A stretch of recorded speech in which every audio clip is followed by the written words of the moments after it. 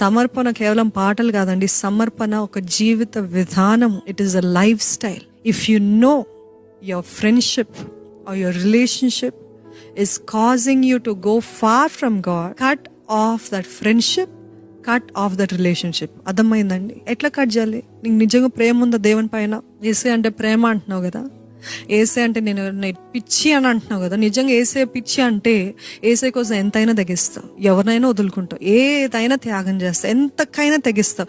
లోకము నా వెనుక నా ముందు సిలువ అని చెప్పగలుగుతావా? Don't compromise. If somebody is taking you far from God, cut off that relationship, cut off that friendship. మిమ్మల్ని పాపంలో ప్రేరేపిస్తున్న ఏ వ్యక్తి అయినా, ఏ మనిషి అయినా, ఏ యాప్ అయినా, ఏ స్నేహమైనా, ఏ సంబంధమైనా కట్ చేయండి.